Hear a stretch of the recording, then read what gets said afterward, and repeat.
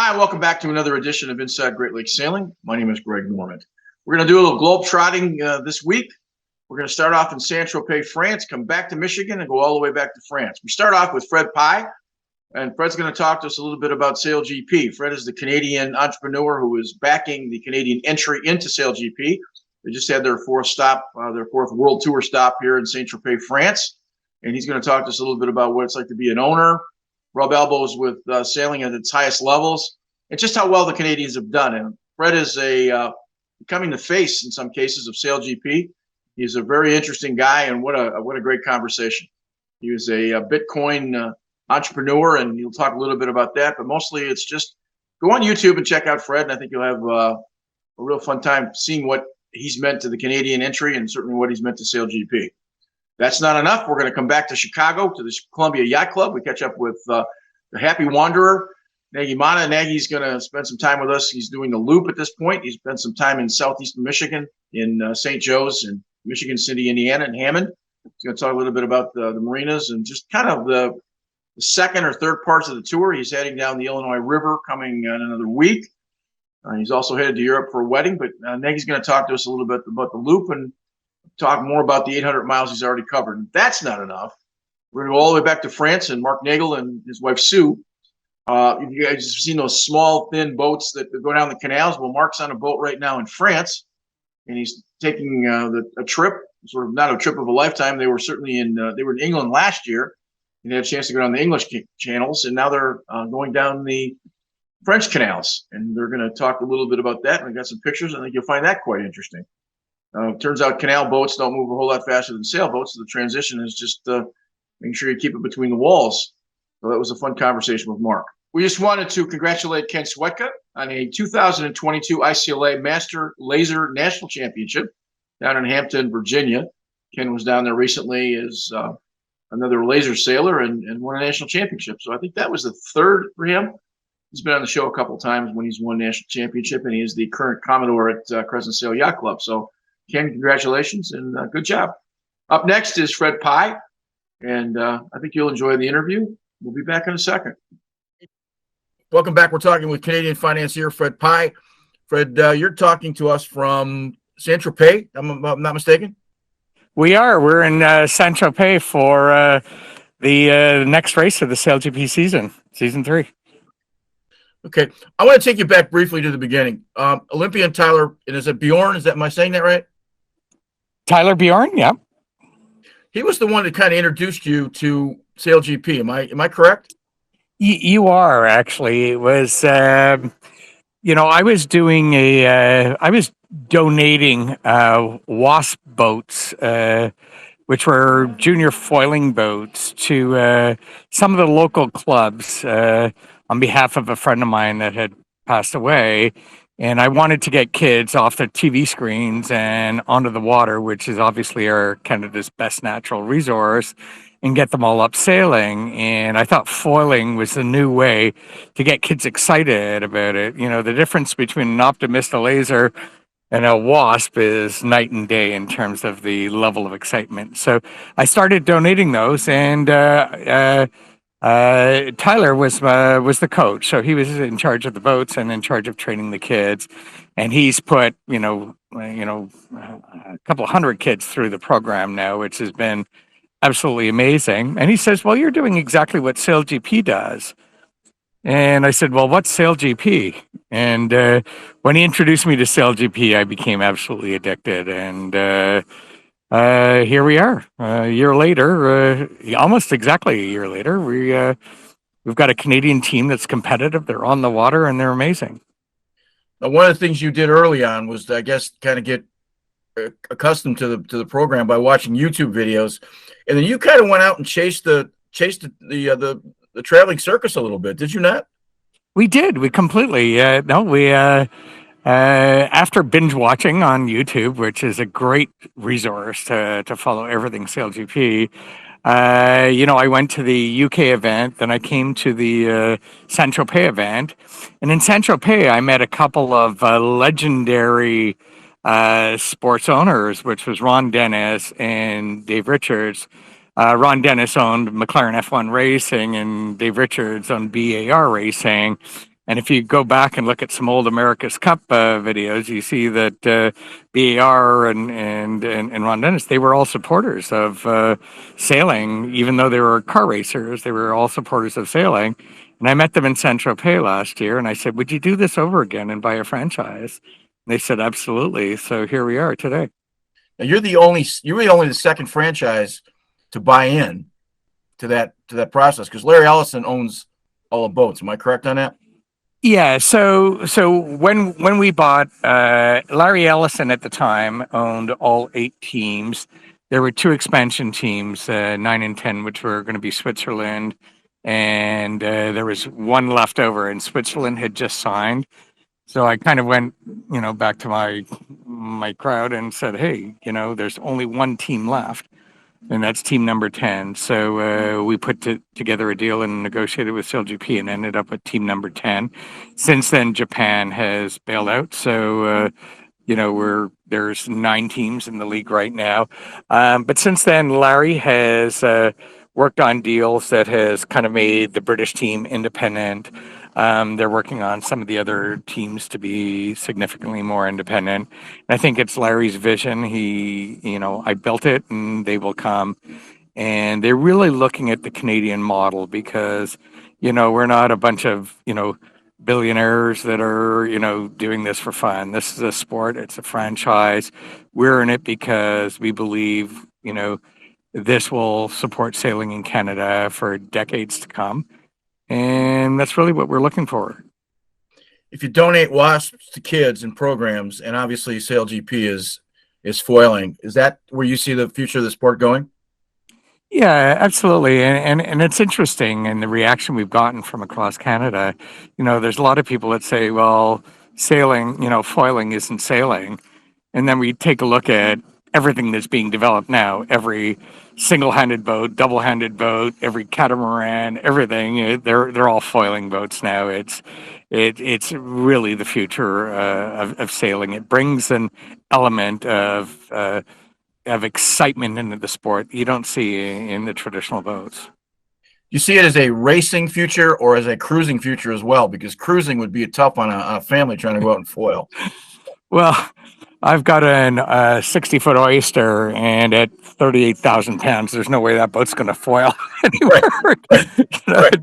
The beer fridge will keep it down in the water, but no, the reality is you're. I see foiling in motorboats, and I see hydrogen motorboats and foiling motorboats being more of a catch on than cruising. You're not going to foil a cruising boat, but for racing and for junior racing and for education and learning the sport, I think foiling is where it's at. You've been quoted as saying that one of your goals is to bring back the Canadian sailing community to prominence, certainly on the Olympic level, but even in the international stage. Is that part of the directive here of try to get to move forward? Exactly. Like, we believe in the next decade or two, you're going to see most of the boats in the Olympics are all going to be foiling. And the earlier we get Canadians up on foils and get them foiling and getting kids going from their Optis to their Legsers to their 420s to their 49ers, and now we get them into foiling boats, I think it's an amazing natural progression. and it gives them something to look forward to, right? You now have a professional racing league. There are careers that are being made out of this, and so you can become a professional sailor in Canada, and we haven't had that for 30 years. Before coming to Chicago, I had a chance to spend some time with Curtis Florence and Brad Boston, two Canadian world champions and wonderful sailors. They mentioned to me that you were part of the Canadian circuit, and I really needed to look at the crew and Phil Robertson, and we'll talk about that in a second. But I didn't know anything about you. You've had a great career, obviously, in digital asset management, but you've kind of gone from being somewhat anonymous to sort of the semi-face to the sport. Now, you're just that kind of guy from everything I've seen. My question, does it help? Does it hurt for you? I mean, all of a sudden you've got this notoriety. Is it kind of cool at your age to be able to do that? Yeah, this is definitely, and again, I think you hit the nail on the head there. At my age, we're trying to think of what kind of legacy do me and my family want to leave, and it has nothing to do with, you know, being, a Bitcoin entrepreneur or being a crypto entrepreneur or a technology entrepreneur. It has to giving back, and I think the environmental sustainability, I think the inclusion, our women's league, I think our diversity. I think, the Inspire program that we can inspire and the program that we're going to have, we'll get 5,000 kids up on the water foiling in the next 5 years. Those are the things that really get me excited about the sport. But I've been sailing since I was 4 or 5 years old. I come from, my father was in the British Navy, and, we've paid our dues in small boats and sailing and racing in Canada. But, it's time to come back. And I think this is an amazing sport. And this changes the game for sure. Early on, you were a very competitive J24 sailor. Were you not? Yeah, I sailed the 1986 J24 Worlds against all the big guys, the John Kosteckis and the Kenny Reeds and all the guys that are all the big commentators on TV for the America's Cup now. Right. But yeah, we did that. But, I was more of a small boat sailor at the time. I won both Canadian, Quebec, Ontario championships in 420s for many years. And but then I went to work, and kind of sailing became kind of a cruising thing for me. And so we have a boat now that's on the Heart in Grenada, and look forward to getting back on it. Well, let me talk briefly about the crew. You were lucky enough to pick up Phil Robertson, and he's been unbelievable in terms of what he's been doing in the boat. You had great success at Bermuda, Chicago. I mean, are you surprised at the early success of the crew at this point? You know what? When Phil and brought in Chris Draper, we were very fortunate because now we've got a number one driver and a number one wing trimmer. And we take a look at what Billy's done on flight control, what Jerisa and the rest of the grinders and the teams, and our women component is excellent. Speedy G and her strategy, and Isabella has been absolutely phenomenal. And now to have Sarah as part of the team, we're firing on all cylinders. And are you still there? Yeah. Yeah. Okay. Yeah. So as far as we're concerned, we've got a very competitive team. You take a look at the UK. We won race number 1. We crashed in race number 2, which is unfortunate. Took 9 points, but we were in second place when we crashed, and then we were third in race number 3. So the beauty about this league is on any given Sunday, any team can win. And, we've seen Denmark come on strong. We know Switzerland will come on strong with Nathan. This is such a competitive league. You can go from second to ninth in 35 seconds. It's crazy. It's so much fun. Russell Coots's idea, and certainly Larry Ellison's idea of sort of the IROC racing car racing circuit. Every boat is the same going out. So the guy that wins is the best sailor, not necessarily the guy who souped up the boat, because they're all the same. And the rules are set up so that you all share the same information. Now, that's never been done before, or at least never been done before at this level. And that's got to be it's filtering down into some of the smaller, even some of the beer can leagues. They're doing a lot more collaboration, which makes better sailors. It does, as I said, it's team against team. The amount of pre-race preparation that our team does, and I think that that's one of the most impressive things that I've seen out of this team. You know, our coaches with Joe Glanville and OJS as our CEO. This is a very serious sports team. Like they are looking at every single mistake. They look at everything. They're trying to figure out, how do we pull off a New Zealand where we just, made no mistakes in 4 races in Denmark.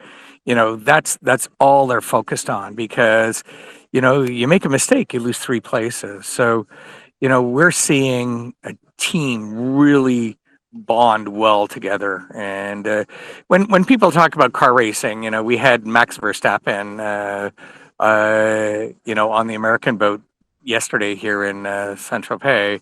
But when you're racing a car, you've got the same guy is driving. He's on the gas, he's on the brake, he's on the suspension, he's on everything, and he's being talked to by his coaches in a headset. Well, on an F50, you've got one guy driving, you've got one guy on the on the gas, one guy on the brake, one guy, calling out strategy, and you don't get to talk to your coaches. It's like all 6 of these people have to work like a fine oil machine. It's amazing.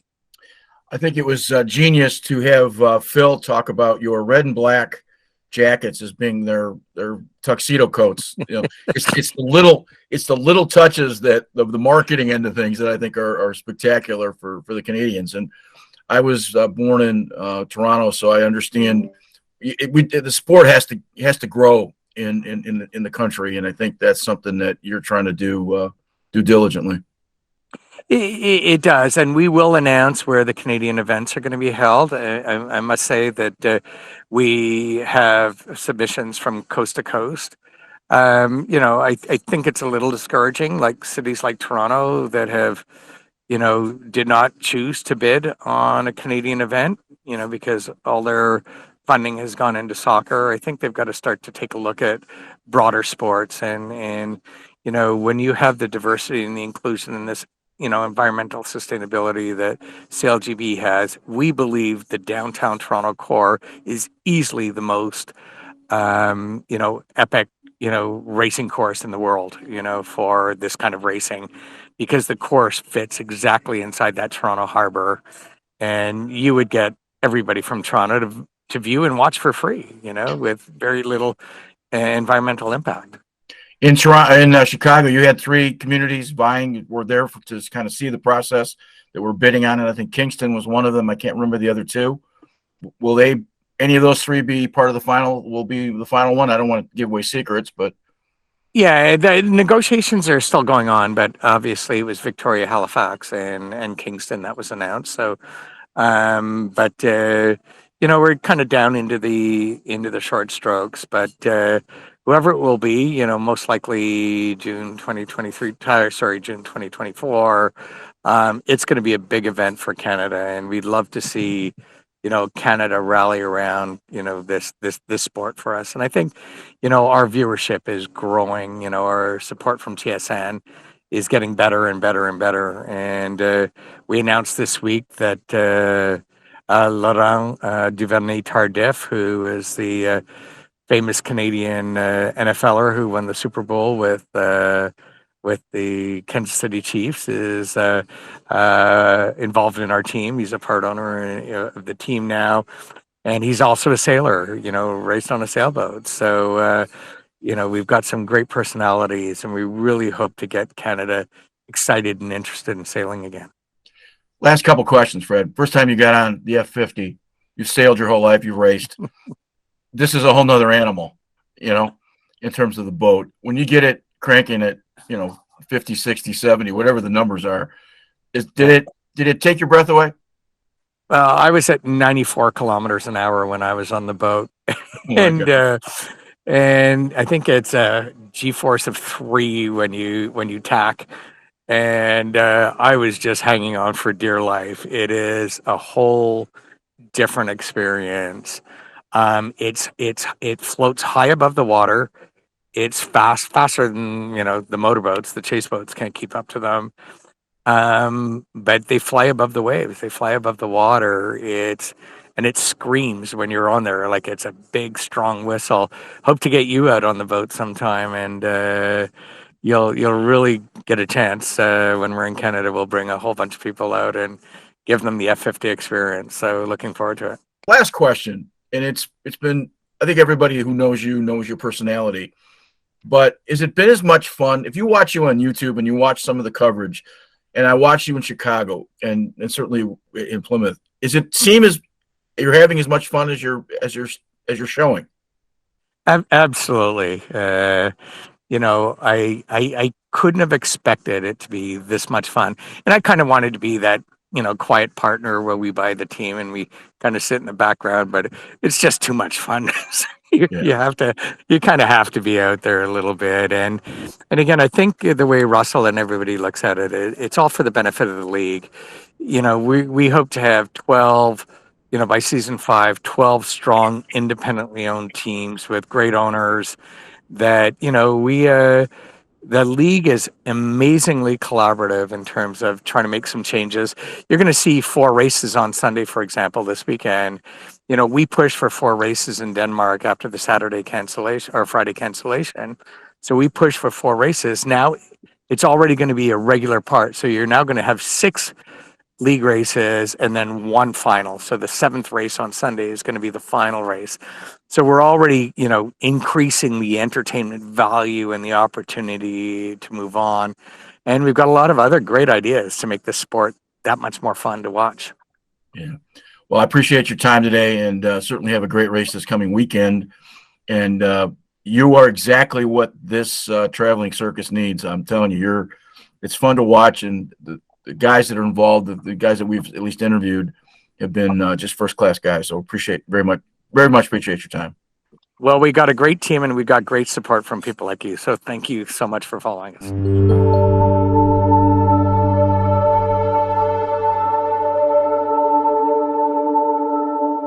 Hi, welcome back. We're talking with our happy wanderer from Chicago, Nagui Matta. He's Nagui. First of all, we're going to start. You left the last time we talked to you. You were in Holland, Michigan.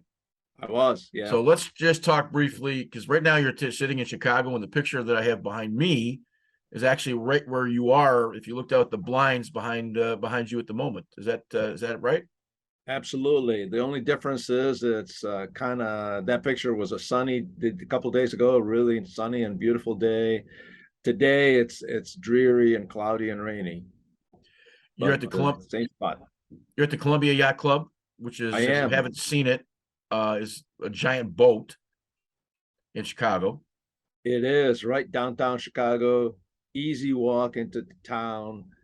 It's a great spot, and the people here are absolutely awesome.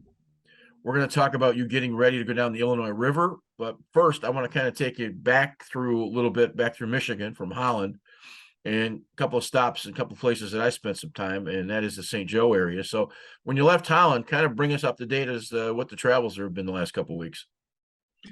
Sure. Left Holland, went to Douglas, Saugatuck area. Spent a few days there. A couple of my kids came up, drove up with their families, and we rented a Verbo for a couple of days. So it was my first on land sleepover in about 6 to 8 weeks. And from there, South Haven, St. Joseph, New Buffalo. Really enjoyed New Buffalo, a little town in Southwest Michigan. From there to Hammond, Indiana, and to Chicago. Okay. So, of those, New Buffalo is your favorite harbor? Well, New Buffalo, every town has its little, character, so to speak. Or New Buffalo was a really cool little town. I've never been there before. Everything was right close to Marina. Good eateries. There's a brewery there that I went to. It was a really kind of nice little town. Where'd you stay in St. Joe's? St. Joe was beautiful. Where'd you stay? St. Joseph. I stayed in the West Basin Marina in St. Joseph, and it was very nice. It was a little bit of a hike to get into town, but I did it a couple of times because you got to go around basically the entrance and the river and go over a bridge to get to downtown. But St. Joseph has I don't know if you've heard of Wolf's Marine Store. Yes. It's unbelievable. Yeah. It's kind of like they buy surplus stuff, and it's first of all it's huge,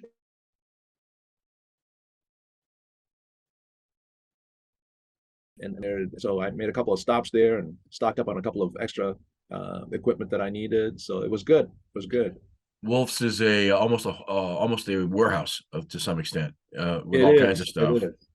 They When have you mention yeah. when you mentioned the West Basin, that's by the you stayed by the you stayed with the hotel then, right there where the golf course and all that is. No, that's a little bit further inland on the west side, but the West Basin was right at the entrance of to the lake from the lake, Okay. and right next to the Coast Guard station. There was Oh, okay. Yeah. the St. Joseph River Yacht Club was there, right there. Yeah, We've had some guys on from the St. Joe Yacht Club, and it is as situated, it's as well situated as any yacht club on any Great Lake. It's yeah, amazing where it sits. yeah. They have a beautiful. It was beautiful grounds. That was and a lot of the sailors out of there keep their boats at the West Basin. Okay. And so I got to meet a lot of them and had a nice conversations with several of them. You stay at the state docks in South Haven? I did, I did, What? and those state docks are really I get cool, but it just so happens that the days I was there, it was a little bit windy and the waves were rolling in from the lake, and so it was a little bit rough. Okay. But again, the crew was helped helped all the boaters, and they kept moving boats around as availability to just minimize any discomfort. In the last 10 years, we've sort of discovered New Buffalo and some of those towns, and they're amazing. And you drive by them forever. And if you're from West Michigan, you know where they are. But if you get a chance to spend some time there, that's they're pretty cool. I mean, it's a nice place to go. And It is, and there was a lot of Chicago sailors and boaters from that. It makes a nice weekend trip to get to New Buffalo. So yeah, I met quite a few people from Chicago actually. Okay. In their stop. From New Buffalo to where? Hammond, Indiana? Hammond, and that is a mega marina. It's just unbelievable. It's huge. Again, a very good staff. It's a safe harbor marina. Okay. So Explain what that is. Safe Harbor is a big marina conglomerate that's been kind of acquiring a lot of marinas. They have Jefferson Beach is a Safe Harbor marina. I think Toledo Beach now is a Safe Harbor marina. So yeah, it's a company, and they are acquiring a lot of large marinas all over the country actually. So it's a corporate name, not necessarily a process that makes it more advantageous to stay there. Yeah, exactly. It's a Okay. corporate name. Yeah. Not a bad name. If you're going to come up with a name, Safe Harbor, at least it sounds good, right? Gives you the confidence of something that might not otherwise. Yeah. How long were you in Hammond? Actually, in Hammond, I stayed for a week, and Okay. I was trying to pace myself because, as we kind of mentioned in the previous episode, there's been some construction and repairs done on the lock, Brandon Lock on the Illinois River. So I didn't want to get to Chicago too soon. So what I did in Hammond is it was a nice marina, and I actually got a rental car and drove back to Detroit for a couple of days. See the family and the kids and the grandkids. So it was nice to do. Yeah. And then from there, you went from Hammond over to Columbia? Exactly. That was a short hop, just a 2-hour ride. I'm assuming you pick days that you know are better than others in terms of weather when you travel? Absolutely. It's kind of like a daily routine now to kind of scout the route ahead and adjust reservations at the downstream marinas where I'm heading. If I need to look at the weather, decide where I want to stop, and if I had to stop someplace, maybe have something in mind where an alternate destination may be. So yeah, it's a morning routine. You got to do that to be ready. Just a theme thought. You stopped in a number of small communities in Southwest Michigan, and Yeah. obviously you walked to their downtowns. Is there any commonality? And then the follow-up question is, if there isn't the commonality of the downtown areas, is there something unique about all of them? I think I didn't see a lot of commonality. I mean, well, I take that back. The one thing in common they all have is a couple ice cream stores. Right. Every place I went to, there was like an ice cream parlor or ice cream store. But other than that, really, seriously, it's more. Each town finds its own niche. And New Buffalo, for example, I was really surprised. It was very unlike anything I've seen before. Charlevoix, a different flavor. South Haven, Ludington is a little bit bigger, bigger city, had a lot of amenities. So yeah, each has their own flavor. Since those are mostly resort towns, and I'll take Ludington out of it for a second, the primary assets like grocery stores and sort of not t-shirt shops and ice cream shops, Yeah. those tend to be farther out. And does that make it harder for boaters to get to typically, or is it usually in the same proximity?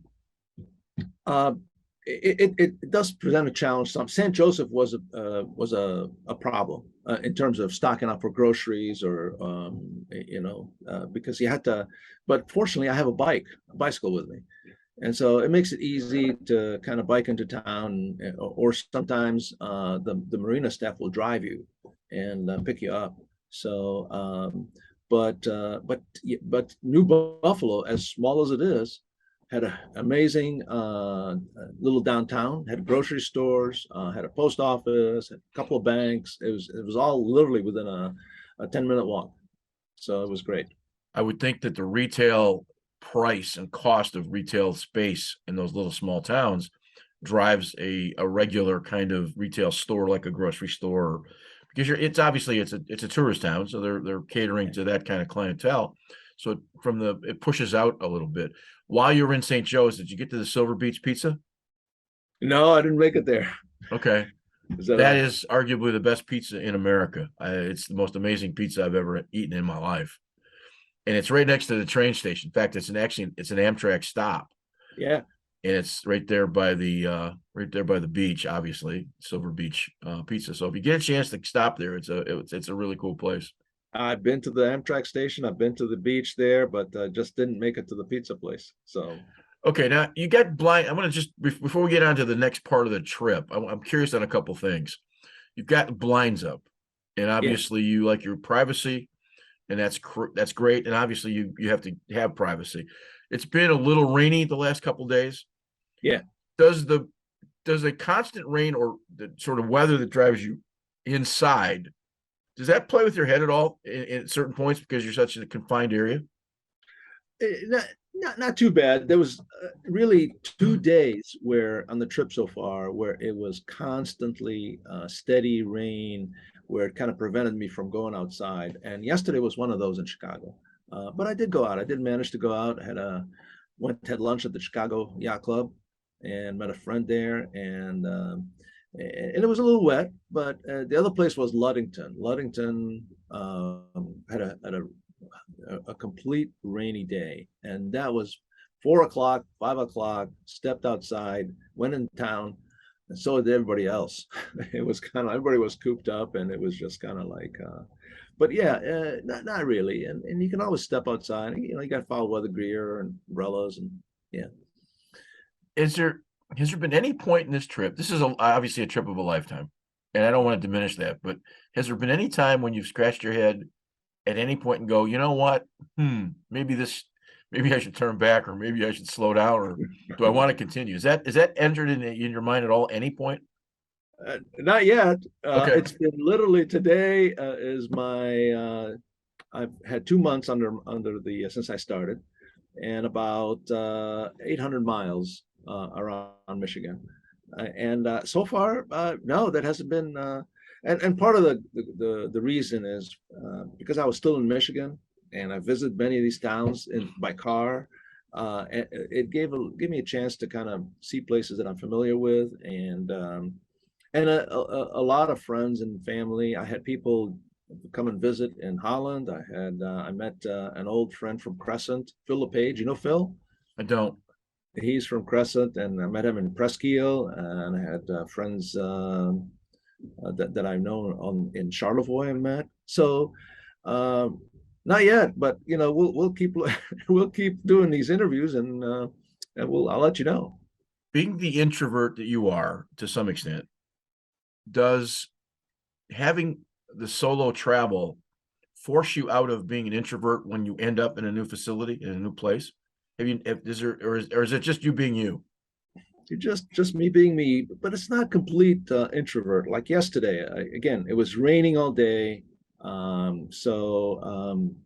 dinner, I walked into the Columbia Yacht Club, which is a great big. Their yacht club, their clubhouse is a ship, is an old Yes. ferry boat. So I went inside to go get a drink and something to eat, and met a lot of people, members, but also met like two couples that were members of another yacht club in Boston, and they were visiting by car or by plane. And so we had a nice long conversation, and they asked all about the loop, and a lot of sailors that were very, very interested in the loop in general. So it's not tough to kind of socialize, find people to talk to. And one of the traditions of loopers, like in Hammond, there was over 30 looping boats in Hammond at the time I was there. Wow. And again, it's because of the backlog. So, I mean, a couple of times, maybe every other night, we'd get together on the dock. Everybody has their own drink and kind of chat. And they call those docktails. And, Cocktails. Okay. and you catch up, meet other people, and people come and go, and you talk about your next step and what your experiences are. Yeah, it's a lot of fun. Talk to this. You go to a private club like Columbia, which is a private yacht club. There's a reciprocal because you belong to Crescent Yacht Club in Grosse Pointe. How does the financial end of it work? If you want to go in and get a drink, typically at a club, you've got to have a number or a card. So if you're doing it, you explain to folks how that sort of works at those kinds of places. That's not true, obviously, at a state marina or at any other retail marina, but in a private club, explain how that process works.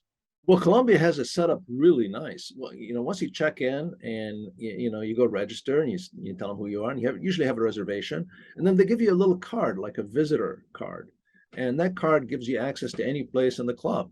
So that got me in the bar, and they do ask for your credit card as soon as you step in. Well, but, yeah. but really, that card gives me access 24 hours to get in on the club or outside the club. If I get up early in the morning before they open up and walk into town, or late at night after dinner, I can get into the club without anybody being there. So okay. And I guess you have to be careful at a club like that, because I got to believe that a beer is more expensive than it is, a Bob's bar at the corner. Cocktails can be expensive, right? It sure can, and I don't know about other places, but in Chicago, they add your gratuity automatically to 18% every place I've been. It's kind of like a thing here. That's becoming kind of a standard process, I think. I'm not sure if we've had that now with just ordering a couple of pizzas or going to various restaurants in the St. Clair Shores, Grosse Pointe area. It's been added. So there must be something new in the business. But funny is that like you're saying, 18%, 15% is what we were charging in a couple of cases.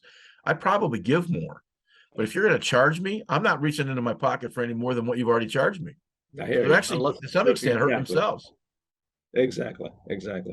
All right. So you're in Columbia Yacht Club in Chicago for how long now? I'm leaving tomorrow morning, weather permitting. I think it looks decent weather tomorrow, so I'm going to shove off tomorrow and go to the Chicago River. And one of the first things you in the Chicago River, there's a lock between the lake and the river, because they're different levels, and they want to maintain that. So one of the first stops is go through the lock and go through the river, and it's going to be a long day tomorrow. My first stop in the river. I end up in the Illinois River after Chicago River, and first stop is going to be in Joliet. There's a city dock there that all the loopers end up at one point or another. But it's really, unless you have an emergency, it's the first stop downstream from Chicago, and it's about 40 miles. And because of the traffic on the river and the barges and the locks, it makes for a very long day, even though it's only 40 miles. Hard to believe that Joliet's only really famous for the Blues Brothers. Yeah. What's it cost to get through a lock? The locks on the inland rivers, the Mississippi, the Illinois, are all free. Oh, okay. They're operated by I'm pretty sure it's the Corps of Engineer. Yeah, I'm sure it is. Uh, unless like a local lock like Chicago, maybe that's a city operated, but they're all free. I think once you get, I think in Canada, part of the loop is you have to pay for a pass to get you through all the locks. Right. But yeah. You think of the tolls on the road they charge, and then the locks are free. So maybe we should go by boat instead of going by car next time we go to Chicago. Well, there's so much commercial traffic on the Illinois River and the Mississippi, of course, and it's kind of part of the just to promote commercial commerce. Have you done anything to prepare yourself for this? Is the first lock you've ever been through as a boat driver? It is. I'm looking forward to tomorrow. So next episode, I should have under my belt a good fair number of locks, but have you done anything to prepare? To prepare, basically, you just kind of talk to other loopers that have done it before, and what are the protocols, and we have a Facebook page for the Great Loop, and a lot of people post as they go through the locks, and hey, they're really slow today, or was a lot of commercial traffic, or watch out for this lock. This lock has a really rough wall. So there's a lot of local knowledge or advice from other loopers, but no, there's no formal preparation. We have a mutual friend, Mark Nagel, that's just in France right now going through the French locks. Oh, cool. And he's explaining that they rented a boat literally 6 feet wide and 50 feet long. And the reason that they have a 6 foot wide boat, and I'm not saying it, I mean, it's 6 foot wide. Yeah. So it's like going down a hallway. But he says some of the locks are 8 and 10 feet wide. He said you literally have 18 to 24 inches on both sides of the boat. There's not a lot of places to wander in certain parts of the lock system. And I mean, I find it extraordinary. We're gonna talk to him next week about their travels. I think that's going to be really interesting. It's a little different. Yeah. He's explaining it's a little different there than it is in England, because England was actually designed for sort of two-way traffic. Yeah, where the ones in France are in some cases are slightly different. So it'll be interesting. Well, there's a ton of commercial traffic on these locks here in the Illinois River, so they're pretty wide and they're pretty deep. And by the way, commercial traffic have priority over leisure craft, so it's not unusual to end up at a lock and have to wait sometimes a couple hours, 3 hours, maybe more, for the commercial barges to get through, and they have first priority. Well, they're also bigger, so even if they don't have right away, they're just bigger, so you give them right away anyway, right? That's exactly. Sailboat under sail versus a freighter coming down the canal or down the channel. You're giving it doesn't matter. You may have the right away, but if he's you understand the point. Last couple questions. In the last leg of the tour, in the last leg of coming down Southwest Michigan, was there anything that stuck out? And was there anything disappointing and or great? Coming down Lake Michigan, I had an interesting experience. It wasn't disappointing or anything like that, but my main engine quit on me, my outboard. Wow. And it was a pretty rolly day. And so I was tossing and turning. I tried to start the little kicker engine that I have, and it didn't work out very well either. So a pleasure, another boater came by and offered me a tow, and so we were both heading to Saugatuck. It was right after the last interview, and we were both heading to Saugatuck, Douglas, and so yeah, it worked out. And about 15 minutes into the tow, I was able to restart the engine, just kind of so. But that was interesting. But as far as like disappointing or interesting, I'm just amazed by the quality of marinas in Michigan that we have. I've said this before on previous interviews, but we are so fortunate to have the marina system we have, and and everybody, all of the harbor masters, all the dock masters, really are geared to help boaters, and it's in their DNA. And so really haven't had a bad experience. The person you've met from the farthest away doing a loop, or anybody you've been on this tour, is from? Australia. Oh God. I met them in Leland, and there are a couple of Australians and who actually flew to the U.S., bought a boat here, and just are doing the loop on their boat. And they had already, by the time I met them in Leland, they had already taken a trip back to Australia. Again, see family and just take a break. And they were planning another trip soon, but yeah, that was very interesting. So Illinois River, you're going to park it for a little while. You're headed to Europe, if I'm not mistaken. I am. I have a family wedding to go to in Portugal, and so I'm going to park the boat for a couple of weeks and fly out of Chicago, get an Uber or something to get me to the airport, and just leave the boat for a while and come back and continue. When will you start back up, and when will you continue the journey? I should be back at the boat by the end of September. Okay. September 29th, 30th, something like that. How far south do you have to be when the weather for in your calendar? We're 15th of October, end of October. Where do you want to be? Well, in my case, the insurance policy I have, I can't get too far south during hurricane season. Okay. I don't have a hurricane insurance rider. So, my policy limits me to a particular parallel. I can't get below 2. So, and I think that's around late October, early November. So I have to pace myself again. I'm not going to rush down to Florida, but hopefully by November, I'll be around the Tentom River and head to Mobile from there. Okay. All right. Well, listen, have a great time in Europe. You don't speak Portuguese, do you?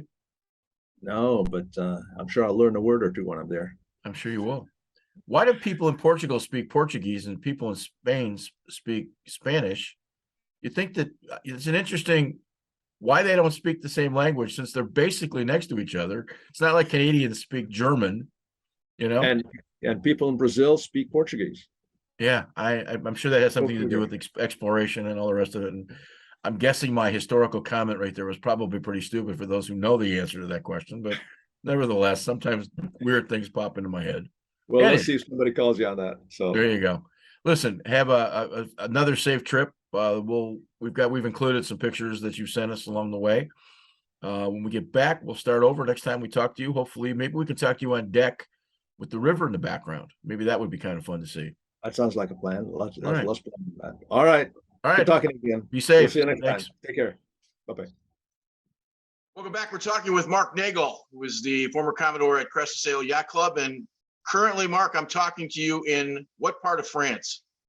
So we are in the Bourgogne region, which is southeast of Paris, to be specific, in the Yonne River Valley. And we're on the Canal de Navarre, which I'm sure I'm, massacred for a Frenchman's point of view. Okay.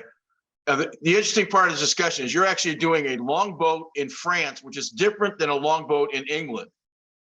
Yes, we did longboats in England last year, and that boat is 6 feet wide and 52 feet long, and it runs down a canal that maybe is 12 feet wide. Right. Here in France, I'll call them more modern. Their canals were built in the 1800s, 1850s or so. They're wider, and the vessel that we're on is 43 feet long and 12 feet wide. Okay. But it only draws max of 3 feet. So it's basically a barge, a houseboat, on the river. Right. How many miles are you going to cover over the time frame that you're there? We're going to cover a total of, let me think here. It's about 50 miles. Okay. There's 49 locks that we'll go through. Okay. And the running time is 28 hours. And while when you're running on the river, you can do, 7, 8 knots. you get to a lock and it's a totally different story. You know, it'll take you anywhere from 20 minutes to 40 minutes or so to run through locks, depending on the number of boats and the steps and things like that. On your boat, what kind of horsepower? It's got a 60 horsepower Nene diesel, turbocharged, takes off like a rocket. Well, obviously slightly more powered than most sailboats, but nevertheless, at least enough to get you up and going. It's what's that? What does it weigh? That boat weigh's got to weigh what? 10,000 tons. 10 tons. Oh my God. Okay. Is it comfortable? Yeah, very. Air conditioning is on down below. Okay. How high is it right there now? Hold on a second here. Just something popped up. Got it. There we go. Sorry. That's okay. How warm is it right now? It's probably 85. Okay. Just turned real muggy. It's been threatening to rain all day today, and it didn't. And the mugginess came in, but just like home. All right. So you obviously been there for a couple of days. Just briefly talk about the food, because we always know that French food is as good as there is in the world. It's been great. The restaurants we've been to some restaurants. It's sort of interesting. We did this off season. The season ended right after the end of August, and so many of the restaurants are closed, so the owners could go on vacation. But we've been able to find in the boulangeries, the bread stores, and the patisseries. We've been able to find some phenomenal food. Mark, parlez-vous? Do you speak French? No. Anybody in the crowd speak French? No. All right. So I'm assuming that it's not difficult to get around. It's not. I mean, the dock masters, or not dock masters, but the lock masters, I mean, they use great hand signals, and they know just enough English to maybe answer a question. Okay.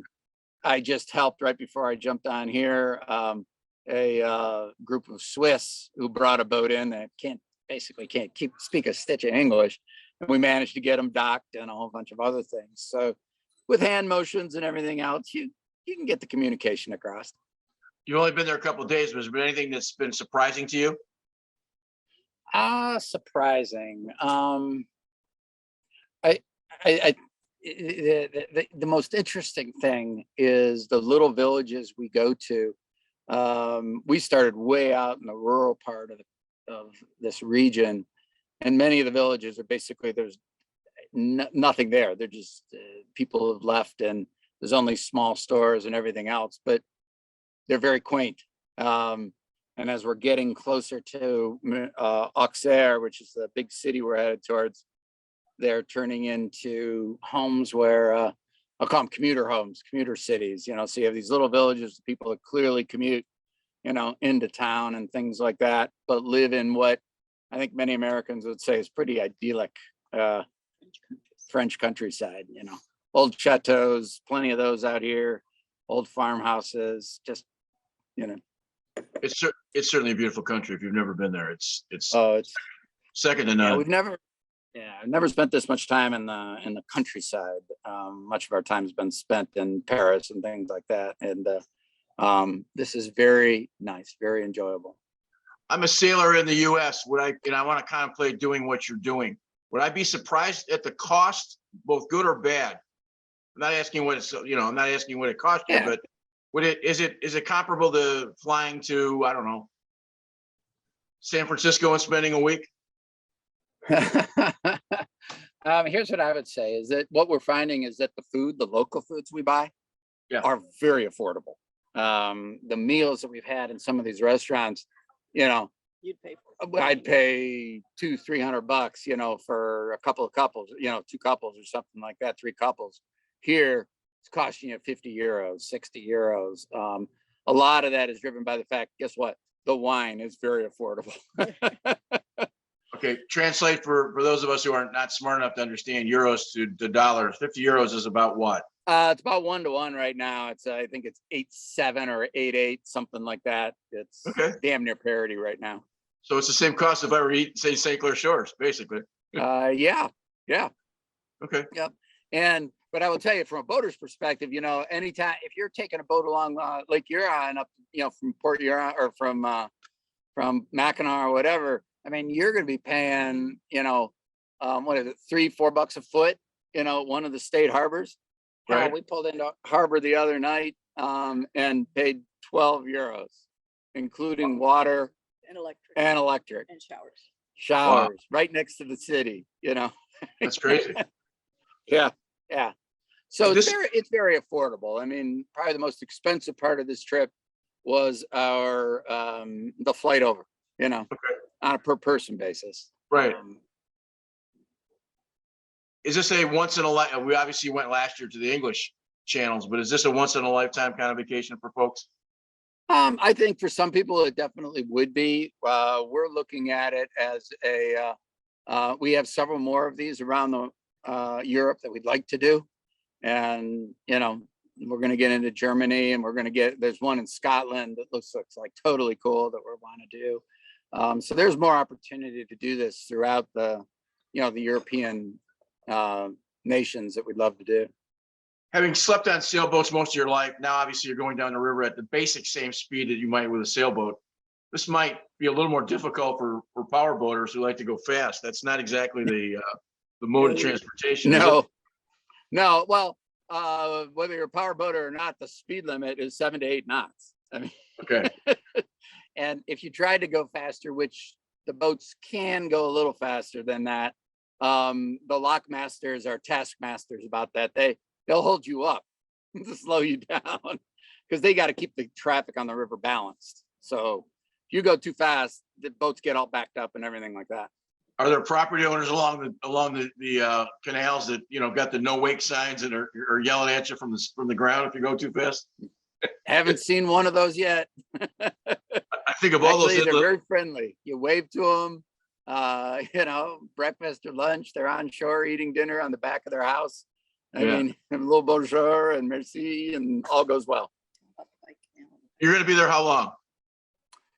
We have another 4 days, we leave Saturday. So it's a total of 7 days. We started on Saturday, end on Saturday. Okay. You're going to be in Europe for longer than that, though. Am I correct?